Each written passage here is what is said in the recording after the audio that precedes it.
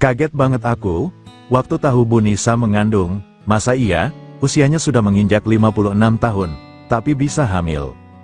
Padahal, seingatku hanya 2 kali kami beneran baper, dan sampai seperti itu, kenapa bisa sampai seperti ini jadinya? Ku sebut kami, karena aku dan Bu Nisa sama-sama suka dan sama-sama mau, ketika suasananya semakin bikin baper. Awalnya bukan atas dasar cinta dan sayang. Beliau butuh kebahagiaan dan aku tergiur tawaran uang yang cukup lumayan. Aku beneran sedang butuh uang saat itu, karena ibuku di kampung halaman butuh biaya untuk sekolah adikku ke SMA. Sementara, Bu Nisa bersedia memberi uang yang aku butuhkan tanpa harus meminjam. Tapi, semua ada syaratnya. Bu Nisa ingin dibahagiakan, karena sudah lama sekali tidak bahagia seperti itu. Dan, aku harus memberikan kebahagiaannya. Namun, aku beneran gak habis pikir jika akhirnya bakalan seperti ini. Padahal hanya 2 kali kami baper dan sampai seperti itu. Dan, berselang 2 bulan kemudian Bu Nisa ngabarin aku. Dia mengaku hamil dan memintaku untuk bertanggung jawab. Bukan aku gak mau tanggung jawab. Bukan aku ingin lari dari kenyataan. Tapi, aku juga ragu akan semua yang kualami. Bu Nisa itu janda kaya raya. Dan keluarga dia sangat terpandang. Salah satu putranya, Pak Bimo, juga adalah bosku. Usianya sudah tak bisa dibilang muda, sudah genap 56 tahun, walau penampilan dia sungguh masih terlihat awet muda. Namun, mana mungkin aku menikah dengan Bu Nisa, aku hanya pemuda biasa yang tak punya banyak harta kekayaan. Usiaku juga jauh lebih muda dari beliau. Aku berusia 24 tahun, selain itu pekerjaan yang kujalani selama ini hanya office boy. Apakah pantas? Aku yang hidup dalam serba keterbatasan menikahi Bu Nisa, ibu kandung dari Pak Bimo, bos di kantorku. Dunia luar pasti akan menghakimiku. Aku bisa dikatain pemuda mokondo yang cuma nyari kesempatan untuk cepat kaya. Bisa dikatain lelaki tak berguna yang hanya mau menikmati harta kekayaan istrinya, atau stigma negatif lainnya dari netizen. Bahkan, yang lebih parah, aku bisa dikatain pakai guna-guna atau pelet sehingga wanita kaya raya itu bisa jadi istriku. Walau semua tuduhan itu ada benarnya sih, sebab awalnya aku hanya tergiur oleh janji manis Bu Nisa yang akan ngasih uang. Asalkan aku bisa menuruti semua yang dia inginkan, dan bisa membahagiakan batin beliau, yang katanya selama ini hampa. Hingga akhirnya, aku dan Bu Nisa terbawa suasana malam itu, sampai beneran baper dan sampai melakukan yang seperti itu. Tapi, uang yang kuterima dari beliau, rasanya tak sebanding dengan resiko dan tanggung jawab yang kini menantiku. Sebelum lanjut ke kisahku, kita disclaimer dulu ya kawan, apa yang kuceritakan ini hanya sekadar berbagi pengalaman. Mohon diambil saja hikmah positifnya, dan abaikan saja jika ada hal yang bikin kalian gak setuju dan merasa kurang nyaman. Perkenalkan, namaku sebut saja Bambang, usiaku 24 tahun, masih lajang, dan beneran aku jomblo gak pernah pacaran. Aku lahir dari keluarga kurang berada di kampung. Mendiang ayah hanya butuh bangunan, dan ibuku hanya buruh tani.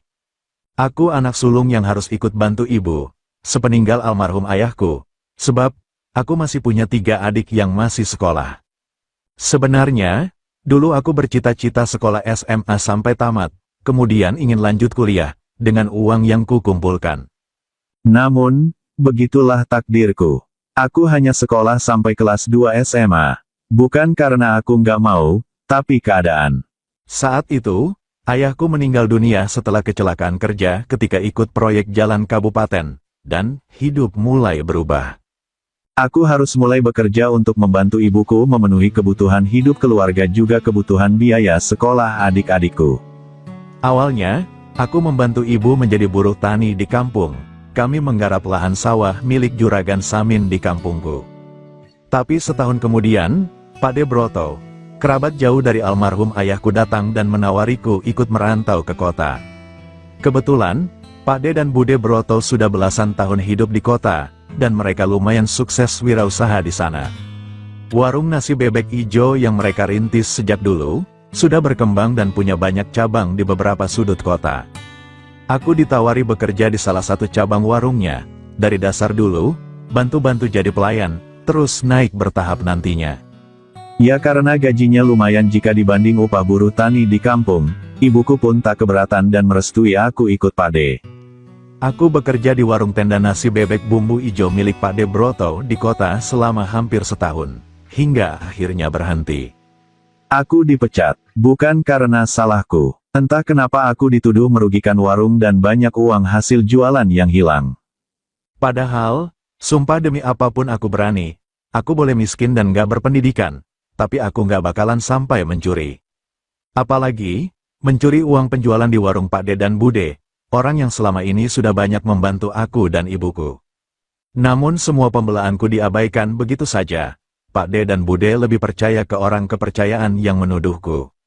Sejak itulah aku mendapat kerjaan menjadi office boy, sekaligus penjaga kantor di perusahaan percetakan milik Pak Bimo.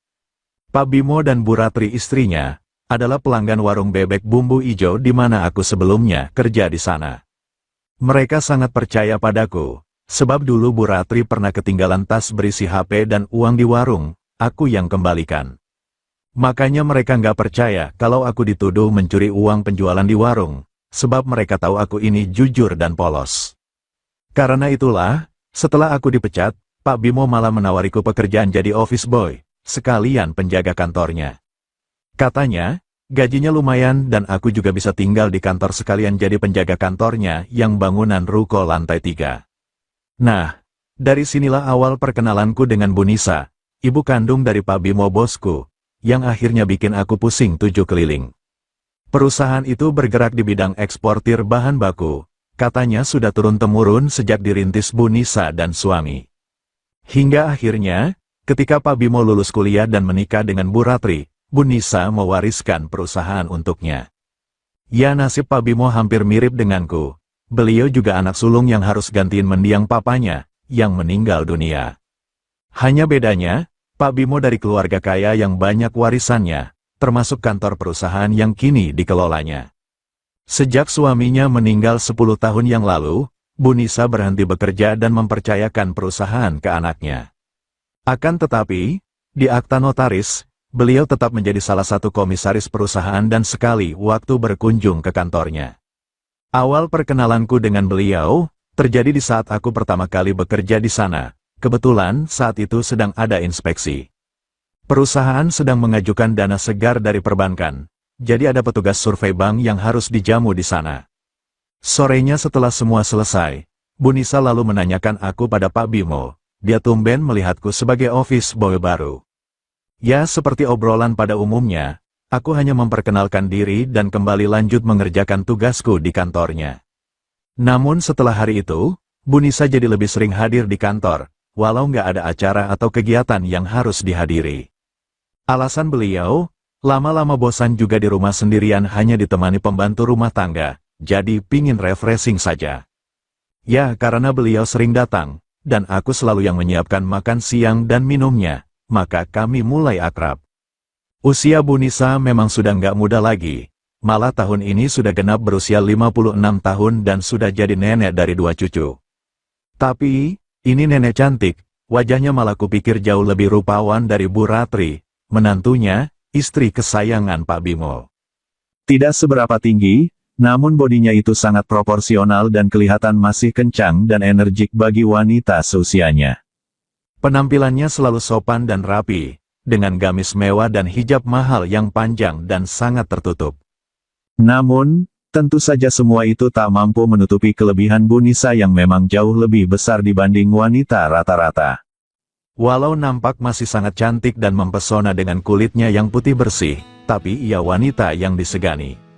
Selalu terlihat berwibawa, membuat semua karyawan dan karyawati di kantor ini segan padanya. Maklum beliau komisaris di sini. Tapi, entah kenapa sikap beliau agak beda kalau sama aku, nggak seperti komisaris kepada office boy, anak buah paling bawah. Malah kurasa, Bu Nisa selalu mencari alasan dan kesempatan untuk bisa lebih lama ketemu dan ngobrol sama diriku. Dari obrolannya, beliau juga seperti ingin tahu lebih jauh tentang aku. Seperti nanya aku sudah menikah apa belum. Apakah aku pernah punya kekasih, dan atau apakah aku pernah jatuh cinta pada seorang wanita, naksir pada kaum hawa. Ya aku jawab saja sejujurnya, walau aku sudah berusia 24 tahun, tapi aku sama sekali belum kepikiran dekat sama wanita. Soalnya aku harus fokus kerja nyari uang untuk membantu ibu yang mengurus adik-adikku yang masih sekolah di kampung. Aku juga sadar diri, di kota ini, mana ada wanita yang mau didekati sama pemuda miskin yang cuma kerja jadi office boy. Jawaban jujur dariku, membuat Bu Nisa jadi makin penasaran dan kelihatan tambah ingin dekat dan akrab padaku. Penampilannya jadi berubah kalau mampir ke kantor perusahaan anaknya, dan cara bicaranya padaku juga jadi lebih intim. Apalagi, sejak tanpa sengaja aku jadi keceplosan menguji kecantikan beliau, saat beliau berkunjung ke kantor suatu ketika. Ketika itu bertepatan dengan hari ulang tahunnya yang ke-56, Pak Bimo dan Bu Ratri mengadakan acara untuk ibunya. Bu Nisa tampil lebih santai dengan kaos longgar dan celana jeans, kayak gadis remaja yang mau hangout jalan-jalan. Ya, di acaranya semua karyawan dan karyawati bersalaman satu persatu mengucapkan selamat ulang tahun. Semua ngucapin, semoga sehat selalu dan semoga panjang umur kepada Bu Nisa, sebagai doa dan harapan di hari ultahnya. Nah, giliran diriku, aku keceplosan bilang semoga tetap cantik dan cepat dapat jodoh, hal ini malah bikin beliau baper. Ya, berawal dari situ, entah kenapa beliau kelihatan makin dekat padaku dan mulai curhat tentang kesehariannya selama ini. Aku juga tak menyangka, kalau wanita yang kelihatan hidupnya sangat sempurna dan tak kurang apapun, bisa rapuh juga. Ini soal hati, dan soal batinnya yang selama belasan tahun seperti hampa dan kosong, sejak mendiang suami meninggal. Hingga suatu ketika, pas aku sudah 4 bulan bekerja di kantor itu, Bu Nisa minta aku datang ke rumahnya sendirian saja. Aku saat itu minta izin juga ke Pak Bimo, kalau aku diminta ibunya untuk datang ke rumahnya, dan Pak Bimo mengizinkanku. Pak Bimo mikirnya, mungkin ibunya butuh bantuan dariku, soalnya beliau tinggal di rumah yang berbeda dengan anaknya. Kamu turutin saja semua perintah mama saya ya Bambang, kan beliau itu bos besar di perusahaan, kata Pak Bimo padaku. Malam itu, setelah menutup kantor perusahaan, aku pun naik ojek menuju ke rumah Bu Nisa, ibu kandung bosku itu. Dan malam itu, aku beneran gak menyangka bakalan sampai seperti itu dengan Bu Nisa, yang bikin aku pusing. Pas aku datang, beliau menyambutku dan mengajakku makan malam bersamanya. Hanya berdua saja sambil kami ngobrol. Kutanya, apa ibu masak sendiri? Pembantu ibu pada kemana kos sepi banget? Tanyaku waktu kami mulai menyantap semuanya. Dia bilang, Mbok Atun pembantunya sedang izin mudik. Ada keponakannya yang nikah dan harus menghadiri hajatannya. Sejak aku datang jam 7 malam, aku sudah merasa nggak karuan dan deg-degan, soalnya penampilan beliau sangat beda. Bu Nisa mengenakan gaun pendek satin berwarna cerah, tanpa pakai hijab, seperti biasanya, pokoknya lebih muda dan santai. Abis makan malam, beliau mengajakku pindah ke ruang keluarga, katanya pingin membicarakan sesuatu dengan diriku. Aku nurut saja saat diminta duduk bersamanya di sofa yang mewah dan sangat empuk sekali, rasanya nyaman. Ya, karena sorenya aku juga dihubungi ibuku di kampung yang sedang butuh uang, aku pun jadi menceritakan juga padanya. Duh, Bambang, kenapa kamu nggak bilang dari kemarin? Kamu kan tinggal bilang butuh berapa, biar aku siapin semua. Udah deh, kamu nggak usah pusing mikirin kebutuhan uang untuk ibumu, kamu juga nggak perlu berhutang, kata Bu Nisa. Ya, malam itu, akhirnya Bu Nisa baik banget sama aku. Beliau langsung melangkah ke kamarnya di lantai 2 untuk ambil uang. Ku bilang ibuku butuh uang 1 juta saja, makanya aku mau pinjam nanti kan bisa dipotong gajiku bulan depannya lagi. Tapi Bu Nisa malah tertawa pelan dengar aku sebutin jumlah 1 juta, katanya kenapa nggak 5 juta sekalian saja.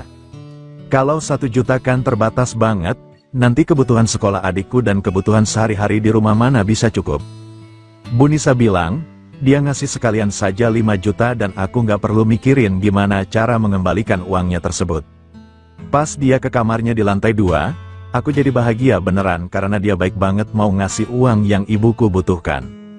Malah jumlahnya 5 juta, jauh lebih besar yang tadinya mau kupinjam, nggak ngangka pokoknya Bu Nisa baik sekali. Aku sampai bersyukur banget di sofa, sambil berkali-kali bilang Alhamdulillah, akhirnya aku dapat uang untuk ibuku.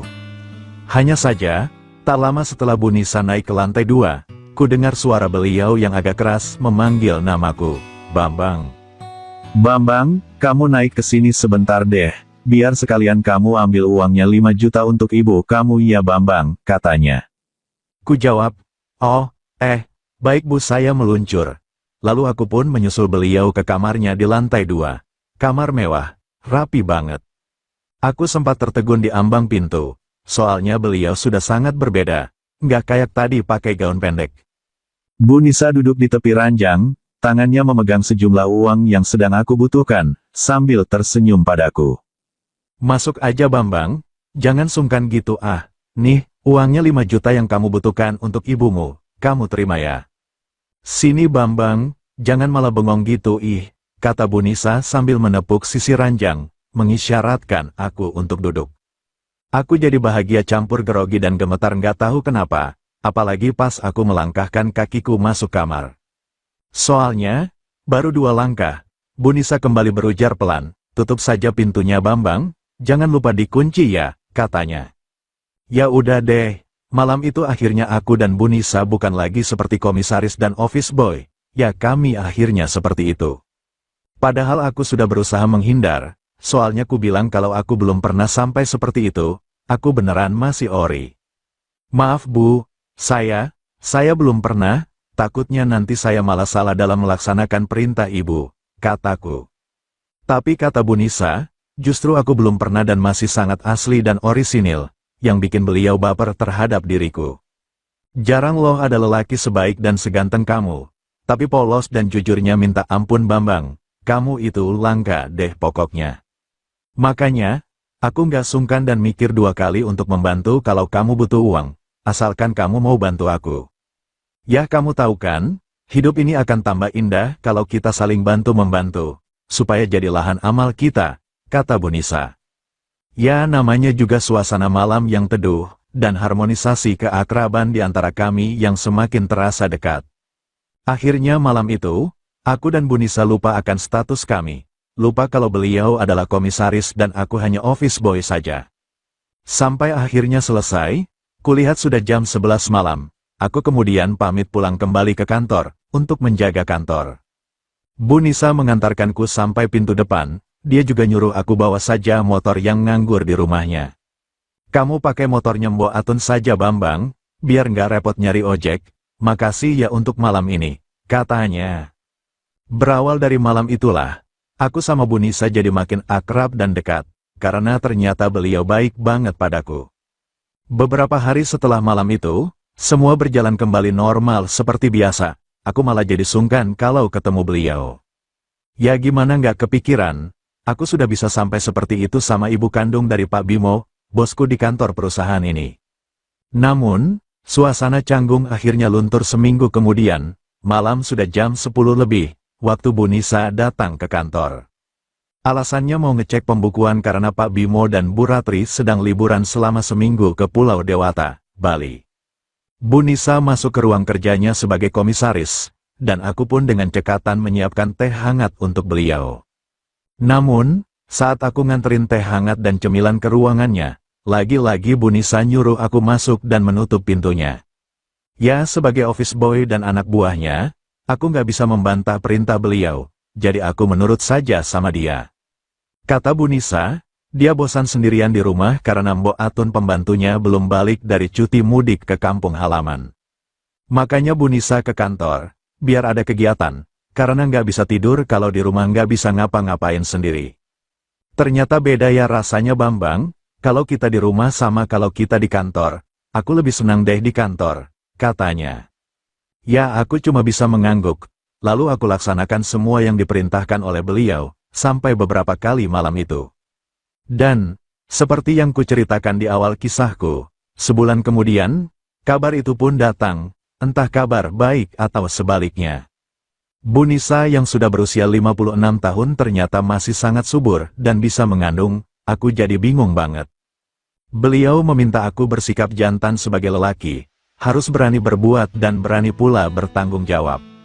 Walau semoga ragu dan bimbang, tapi akhirnya aku beneran tanggung jawab dan bersedia menikahi Bu Nisa pada akhirnya. Semua kuputuskan setelah aku mengabari ibuku di kampung, dan ibuku memintaku agar tak pernah lari dari kenyataan hidup. Ingat, kamu itu laki-laki Bambang, harus berani bertanggung jawab atas semua yang kamu lakukan, pesan ibuku. Awalnya Pak Bimo bosku, juga Bu Ratri istrinya, sangat terkejut ketika aku berani melamar ibunya untuk aku nikahin. Namun pada akhirnya mereka setuju, karena itu semua atas keinginan Bu Nisa, ibu kandung bosku, yang terlanjur hamil. Begitulah kisahku kawan, yang akhirnya menikah dengan ibu kandung dari bosku. Walau usia dan status kami jauh berbeda, aku sama Bu Nisa akhirnya membina rumah tangga yang insya Allah bisa sakinah, mawadah, dan warahmah. Sekian dulu ceritaku kawan. Terima kasih sudah menyimak. Sampai jumpa lagi dalam kisah menarik lainnya ya kawan.